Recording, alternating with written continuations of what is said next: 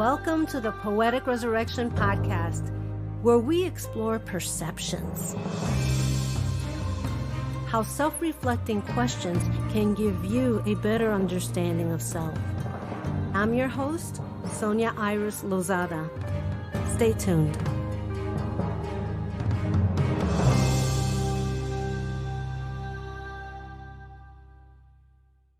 Hello, everyone. Today we have Evelyn Eccard from Bravo Leadership International. Welcome back. Thank you. Thank you, Sonia. Thank you for having me back on your podcast. So this is, it's exciting and an honor, so I appreciate it. Thank you. Oh, perfect.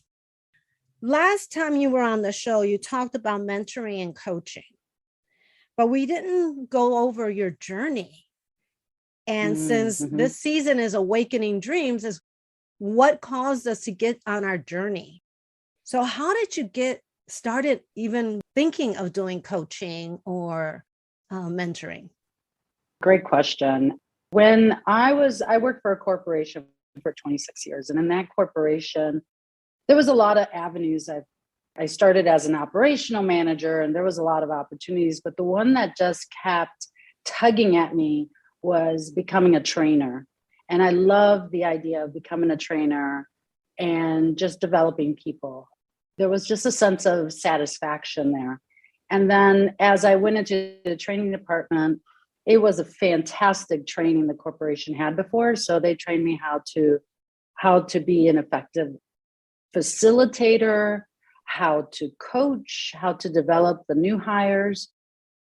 So that's always been my love. And I've been doing it for forever, right? I've been doing it forever. And, starting my own company was never really my dream. It wasn't like something like, I'm going to start my own company. I needed to get a big kick in the butt and get kicked out of the corporation, meaning being laid off. Before that, things were rough for the 2 years prior to that. But it wasn't until that time where I then started seeing that there was other possibilities than just going back and finding another job, So that's how I actually started to just look at what I love to do and my expertise and put it together so that I can create training and develop others as a result of that.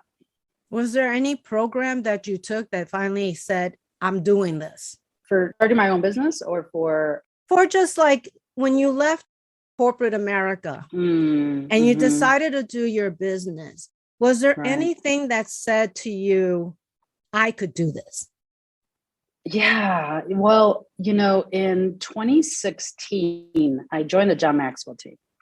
And I just wanted to make sure that everything that I was trained on was actually transferable into, anything outside the company. I don't know if it was like the training was just specialized for that corporation. I just didn't know. I've been there 26 years. And so when I joined the John Maxwell team, they developed you as a trainer, as a speaker, and as a coach. And I was just so happy to see that all the training I had, they did some of that, and I was just advanced, right? So it's not really comparing in the sense, but it was just to see, was the skills I have transferable, right? And so I was happy to say that, yes, they were.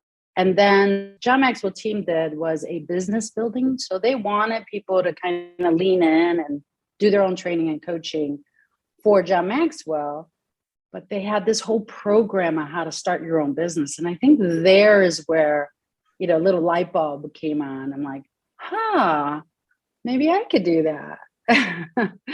And that's where I got the idea to do that, to be an entrepreneur, to go out and start my own business. Has it been like a great connection and meeting of people for work? And how has that worked out for you in terms of your own business? I mean, that's basically in terms of your own business. I was so green and just needed to learn everything. Like I didn't really know a lot of entrepreneurs. Very few people I did know. So how has this affected you? And how has it helped you really develop your business? Initially when I started, I really didn't have a lot of examples of what a successful entrepreneur does. Like everyone I knew, with the exception of like two people, worked for corporation. Mhm. And the two people who were entrepreneurs weren't successful. They were they were That's just funny. well, I mean, they were and they were. Like they had a program and they had contracts, but they were having trouble scaling the business. I guess that's what I would say. And so I was green. I really didn't have an idea of what this path would be like. And so I did things that were a mistake. I got my LLC because I thought, ooh, I get my LLC. I'm like official. And then my tax guy says, he said, you know what? You're not even making money. Why the heck did you do an LLC? Like, the state I of know you didn't California- even ask me. No, I asked no one. I just thought that's what you do. So I paid $800 sometime in, I think it was October 2016. And I didn't know that, it's a calendar year. So come January, I had to pay another $800 to the state of California. And I wasn't even making a dime. So there was quite a few financial mistakes like that I did early on. And I learned. So I learned to reach out and start asking people. So like my tax guy, before I make a move, I kind of ask him, like, what are the ramifications if I do X, Y, Z? So, and then I also learned that because I'm so green and I don't know what I don't know, I did need to join different masterminds. And I realized how important networking is to, your company. And hopefully I answered your question, but that's basically how just really learning as you go, like just stepping into it. Mhm. I was just doing it. I called myself that. I stepped into it. And then, you have to pivot and learn and make mistakes and just continue marching along. Perfect. In the last interview we had together, you Mhm. talked about mentoring and coaching. For those people that need to know about mentoring and coaching, check out our previous episode. But how has that now changed with the Great Resignation and people doing more remote work? Mm-hmm. Well, I mean, and that's two things, right? So the Great Resignation is people wanting a better work environment, right? They know that they could get another job. There's no fear of like hopping and getting another job. And so that just meant people are getting more brave. And those are things that I train, right? So it's like having the courage to get to your goals. Like, what does that take? And so I think the Great Resignation has really caused companies to look and say, we need to invest a little bit more on people. Not only do they want more money, but they want to be developed. They want to learn things. They want the work to matter, right? Like part of their passion. And now that everything went remote, I've been remote most of the time. I'll come in when we have a big training, and if the company wants me to come in, I'll do that. But most of my work is remote. What I see that changed during the pandemic is that people now turn on their cameras. Before they didn't turn on their cameras, right? I did not know that. Okay. Because everybody that I interview, I got their camera, they got their camera on. Right. And before the pandemic, I would like, hey, try on the camera. Let's see each other. And they would feel more comfortable not. I don't know if that answered your question, but that's one of the things that I see in the remote world. And, part of that too, because I have a leadership company that focuses on communication, it's even more critical to reach out and do more things together that isn't work related, just to bring in the fun, to engage people as a community. And that is really critical. That is something that I feel people need to be creative about different ways to use Zoom, not just like happy hour or whatever, but just different ways to use a remote platform. My friend uses Topia, which is really, if you don't know it, it's really fun. Yeah, I like it. It's like a game. It is. It's a game, and you greet people and welcome them, and you can walk to all these, breakout groups, and as you walk closer, the cameras turn on and you can see who's in that group, and it's fun. It's fun. And more of that, like gamification and stuff. I feel it's critical to engage people and make it fun. So how has that changed when it comes to mentoring and coaching? For mentoring and coaching, obviously in person is ideal, right? Because you get the vibe, you get, you can see the entire body language. And that to me is important. Mentoring, it needs to be intentional. So mentoring, remember the difference is mentoring, you're advanced and you're training someone to fast track through. So you're building their skills and their knowledge so they can get the job done. Coaching is that person knows what they're doing. They just need some coaching in order to get to break barriers and to get to the other side of it. Mentoring, both mentoring and coaching need to be intentional. Like you need to schedule it. And that's the thing that people just wait for reviews. Certain companies, they do a 6-month or 12-month review. And that's when they really sit down to talk about these things that are critical. I say once a month is minimal to have a mentoring coaching session. Mentoring includes coaching, and coaching is just saying, like, for instance, a sales person is not hitting their numbers and you want to coach them. And so you want to get underneath the hood, like what is preventing them from hitting it? What is their thinking? And you're really asking questions, and then they're responding and thinking through their own solution. And I used the to grow model, TRO. I can't spell it, TGROW, to grow. And that just means like you pick a topic, G is for goals. What goal do they want, right? R is the reality, what's happening now. O is all the options. This is when they just throw out all the options, and W is really wrapping up and following up. And so it's intentionality. I think that we have to must make sure we're doing that at least once a month for the engagement for folks working anywhere. They could work remotely, definitely, but in the office for sure as well. Yeah, because I don't think any company I've ever worked for did any of that. No. And a lot of companies outsource their HR. And so you never see those people unless there's a problem. Right. And what if your boss came every month and just really poured into you all the things that you're doing well and thanked you, and then, hey, here's maybe some areas where you could improve, and it wasn't just your job and your task, but just a development session.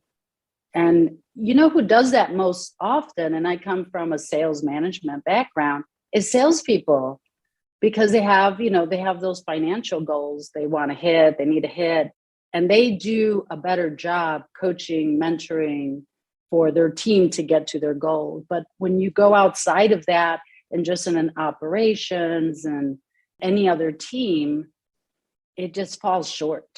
Yeah, it really does. Because you don't know. I'm sorry.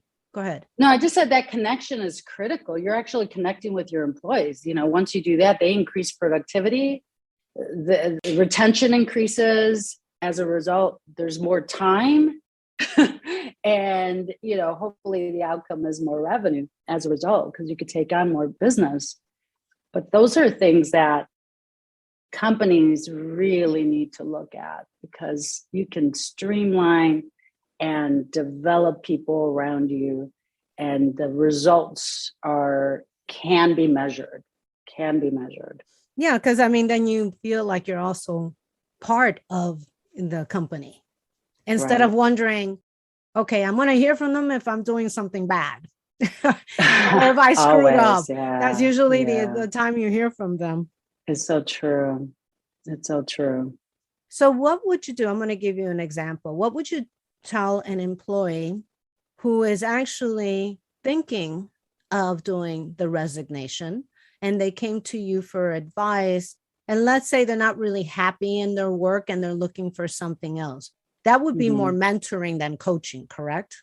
I would coach them. And the reason being is that unless they are wanting to get better at their job, if they want to get better at their job and they want a leadership walk, I could help them in that journey. So it's going to be mentoring and coaching, right? To develop their skills in the actual position. Someone who wants to leave, there's a pain point.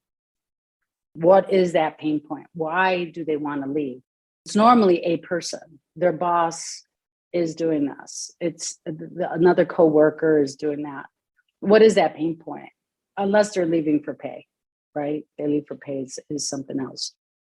But normally there's a pain point. So I would coach them. Like, I'd rather have someone run to a job than run from a job, right? So if they're running from that, what do they need to not be running from that?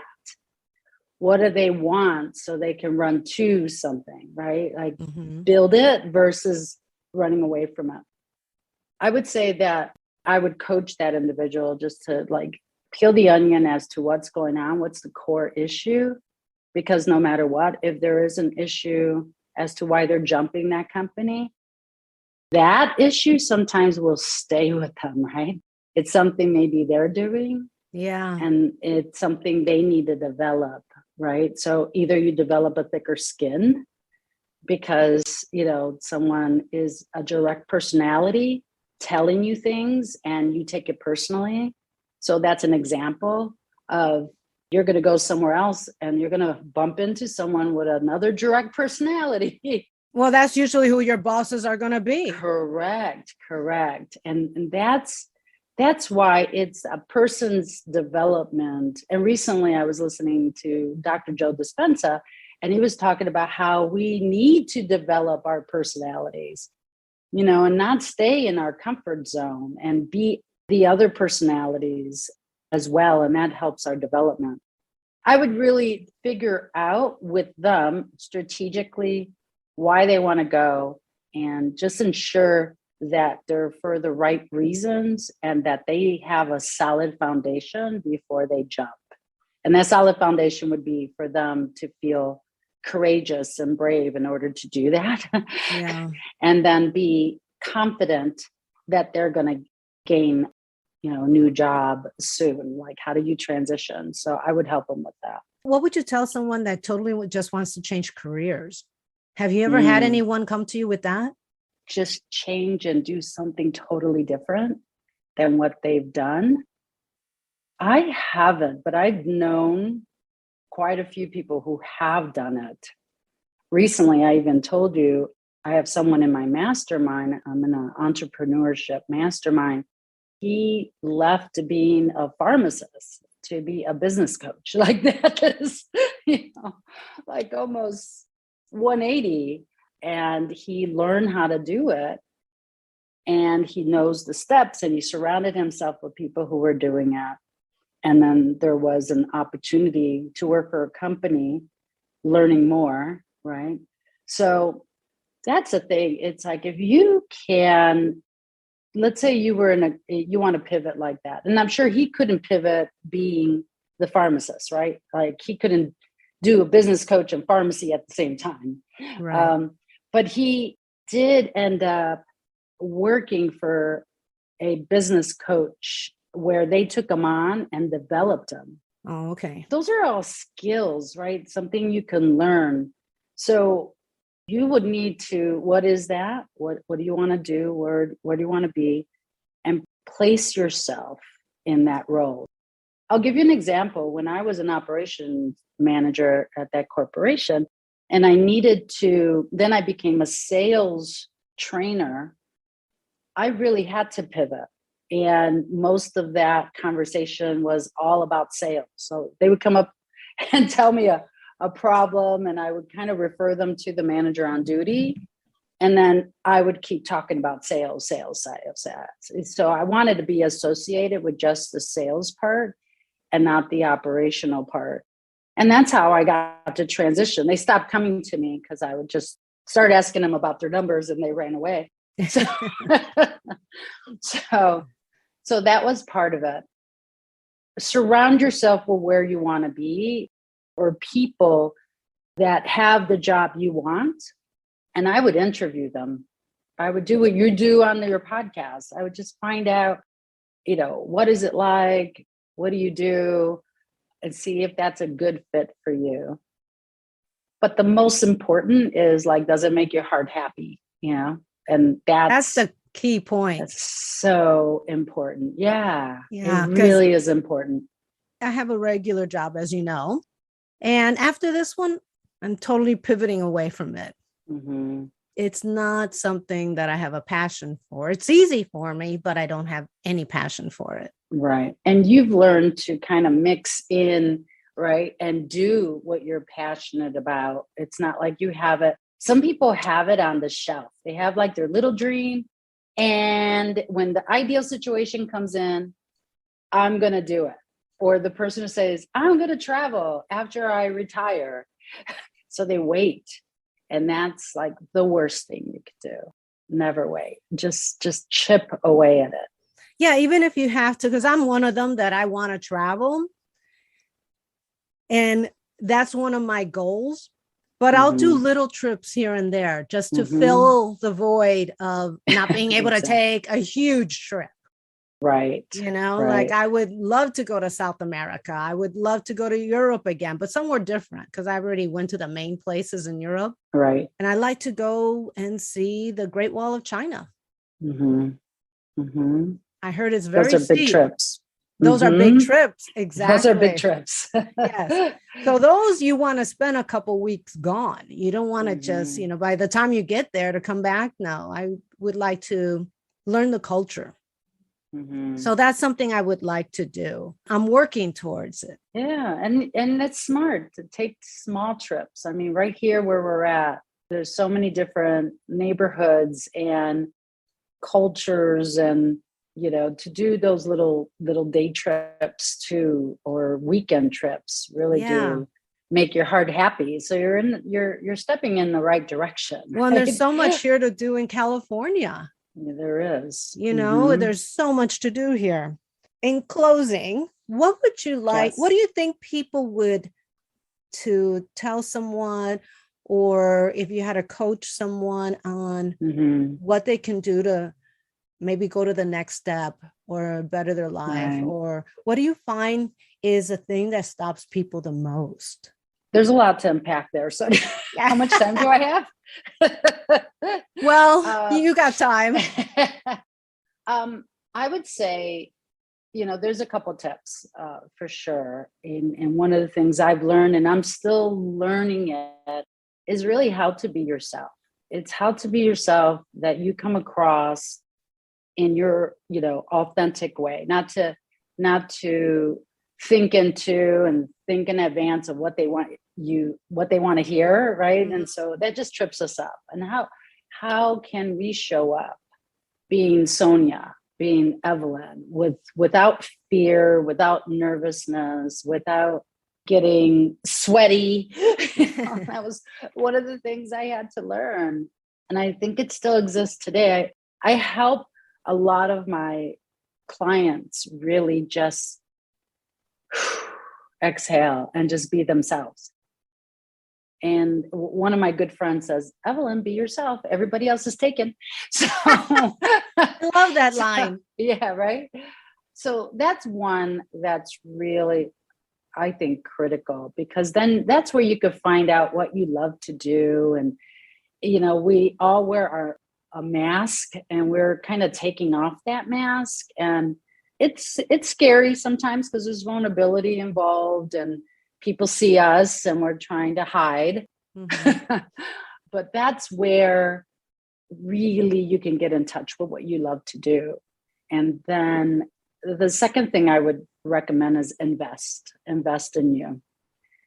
Developing yourself costs money. As an entrepreneur, I'm investing in masterminds and investing with people who are ahead of me, because I need to keep learning, right? I have found that I am a very curious person. I want to keep learning. Learning is hard. It's not easy because you're out of your comfort zone, but there's so much more to learn. So I would say absolutely keep learning. And I forgot the last thing you asked me. I forgot the last thing I'm sorry. You said tips and when you have like a conversation type interview, it just comes into your head. I did not write that question down. I'm sorry. I probably should have. I'm sorry. But just takeaways. For me, I love really developing people and inspiring them in order for them to take those easy first steps to reach their goal. And if their goal is a dream they've always had, and if they dreamt it, using their imagination to put themselves in the future, and there's just so many things you can do to make that dream a reality. You first have to take those first easy steps. And sometimes people just wait. And so that's just going back to what I was saying, like, what's the couple really easy steps to move you in the direction of your goal? And so for me, I use, Dr. Paul Sheely, he has paraliminals, and he talks into, and paraliminals are like a meditation with an intention, but he gives you, like, I think he downloads the positive I am statements, and then you come in your subconscious, and then you come out like, I'm ready to do this. But I love his work, and I listen, and it's finding people that speak to you like he speaks to me, right? Like finding those people that inspire you, that are positive, that you need a dose of that every day in order to keep going. And so I would find those folks. And if you need, I have a website, you could always go ahead and there's 3 steps of communication. There's also some DISC stuff, personality DISC stuff. So if you get on my mailing list, I will email once a month. So I don't really, bombard people in their email. It's once a month. And, you can reach me then as well if you need to. But invest, lean into your goals, whatever that is, and take those first easy steps, because I feel that that's the hard part. And once you take those steps, it just the momentum. John Maxwell calls that the big mo starts, and then you get a nice momentum and things just get easier. So that would be my tip. There's a lot of programs out there that you can get your feet wet without a huge cost. Right.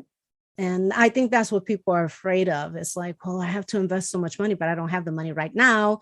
But you could get your feet wet going through those, and then your curiosity starts building. Mm-hmm. And then you start investing because, I got to go to that next step. But you do have to get your feet wet. And I'll put some links below for people also. I just wanted to add, that could be like, we're in a time where we have all the content we need and more in Google and YouTube. I mean, everything is out there. Do you remember when people were selling encyclopedias? Yes, I bought one. Right. So it was encyclopedias or libraries. That was it. That was where the content was at. Now it's at our fingertips. It might be too much, but just, what's good about it is you need someone to help you with that. There's too much information to kind of streamline it. And that's why I recommend a coach to just help you figure out what that is for you. But everything is online. Everything you ever wanted to know is online. Yeah, because what I'm saying is, like, if someone wants to get in touch with you and they go to your website and then they start doing these little steps that you're offering, and you also have stuff on LinkedIn, because I have seen it. All of that is extremely helpful to get someone's feet wet. Yes. Because when you don't, like you said earlier, you don't know what you don't know. Correct. So that is a great place to start, is to go to your website. You have a lot of things available on there. You also have LinkedIn, which you do, like nice videos for. I've listened to them. Thank you. I think one of the things that you mentioned, a lot of people have dreams, but they don't take action. And dreams don't happen without action. You know, and the little action could be go to your website, do those steps, go to your LinkedIn, do those steps, contact you, because I mean, I go to you when I have a question because I'm out of my comfort zone. I don't know. So let me ask someone that does know. That's probably the best place to reach me or see some of my work is LinkedIn, because I do have videos there, even about if you're a leader or manager, how to coach people and so easy steps on how to coach. But you could DM me there as well. And so that's a good spot. I'm pretty active on LinkedIn. Okay, perfect. Is there anything else you would like to say? Because you've already gave us your contact. You took my last question, which was... Oh, I'm so sorry. That's okay. I'm like, because parting thoughts, I need to put it all together. Yeah, it's like, you know, how can they reach you? We all know. What is it? Can you tell us exactly your website address? Sure. My website is BLI.life. So that's Bravo Leadership International, abbreviated .life, LIFE. And there you will find, you know, I do DISC training. So it's personality training, just leading into, but leading into communication, better communication. And then there's coaching on there as well, a little more details on coaching. If you find you would like to explore that, there is a free session you can click on, and you and I will sit down and chat to see if this is a good fit. Coming soon is going to be Leaders Academy, which is the coaching, which is teaching people how to mentor and coach for their team's better performance. And so that's going to leaders and to managers who want to improve their game and not finding the resources or getting frustrated at their job because there's no development program that'll help them here.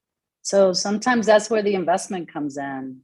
You invest in developing yourself, you take it with you, you put that on your resume, and that's where it lives. And so, you know, when I was a new hire trainer, I would tell everyone that lean in. I'm teaching you sales skills. I'm teaching you communication skills, networking skills that are resume builders, and do it to improve and put it on your resume. Not so much because you had to pay for it for this job. You take it with you. You take it with you. So knowledge is never keep growing. lost. Correct. Knowledge is not lost. Evelyn, yes, thank you Sonia. so much for being on the show. This has been greatly informative because I think people are a little lost as to what to do. They know they want to resign, but now to know that if it's a person or just a change in life that you want, there's coaching and mentoring available. And I don't know if people really know that there's that. There's some people that just don't know that's available. And I think this is very important in our lives. I mean, I learned from it as well. Thank you. Yeah, Sonia, thank you for having me on. I appreciate it. And, you know, the journey continues, right? Right. We're all a work in progress. And I think that's the hardest thing that people have to accept. They think they have to be at a certain level. But even if you get to that level, you go on to the next. Yeah. Sadly, it doesn't end, but because there's so much to learn. But that's the exciting part. Yeah, that's where curiosity kicks in. Correct. Lean into the discomfort and learn as much as you can. You'll be surprised when you use that information. Yeah, and it's so worth it. It is. So thank you so much for being on the show. Thank you. Thank you for having me. Thank you for listening to the Poetic Resurrection podcast, available on Apple iTunes, Spotify, Amazon Music, Google Music, and many other podcast platforms. Please visit us and subscribe to our newsletter at poeticresurrection.com for the latest information and updates.